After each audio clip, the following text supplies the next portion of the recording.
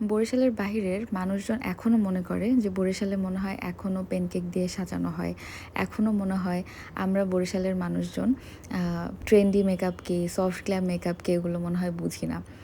এটা কেন বলছি? কারণ হচ্ছে এই আপু ঢাকার।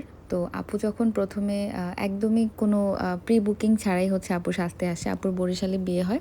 তো আপু আগের দিন রাতে হচ্ছে বুকিং করে পরদিন সকালবেলা সাজতে আসে একজন পরিচিত আমাদের একজন ক্লায়েন্টের মাধ্যমে।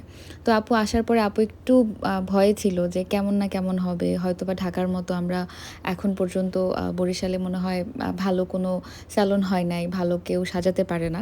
সো এইজন্য একটু আপু ভয়ে ছিল। তো ফার্স্টেই যখন আপু আমার কাছে বলল সবকিছু, তখন আমি তাকে জাস্ট একবারই একদম কমফোর্টেবল করে ফেলি আপুর সাথে কথাবার্তা বলে। তারপরে জাস্ট এতটুকু অ্যাসিওর করি যে আপনি জাস্ট চোখটা বন্ধ করেন। আমি আপনাকে অ্যাসিউরিটি দিচ্ছি যে আপনি চোখ খোলার পরে আপনি এটা মানতে বাধ্য হবেন যে না, আমাদের বরিশালেও এখন ভালো, ভালো মেকওভার হচ্ছে। এটা শুধু আমি আমার কথা বলছি না। বরিশালে এখন অনেক ভালো, ভালো মেকআপ আর্টিস্ট আছেন, যারা কিনা খুবই ভালো কাজ করছেন, যারা কিনা খুবই আ ট্রেন্ডের সাথে তাল মিলিয়ে কাজ করছেন এবং প্রত্যেকটা জেলার মানুষজন হচ্ছে আমাদের মেকওভারের এখন প্রশংসা করছেন। আলহামদুলিল্লাহ। এটা আমি বলব যে আ শুধুমাত্র বরিশালে না, এখন বাংলাদেশের ছোট ছোট জেলাগুলোতেও এখন অনেক ভালো, ভালো আর্টিস্ট হয়েছেন। সো যাই হোক, কথাগুলো আসলে এজন্যই বলছিলাম যে আ আপনি যদি আমাদের উপর একটু ভরসা রাখতে পারেন, আমার মনে হয় আপনার বিশেষ দিনটিকে আমরা অবশ্যই ফুটিয়ে তুলতে পারব।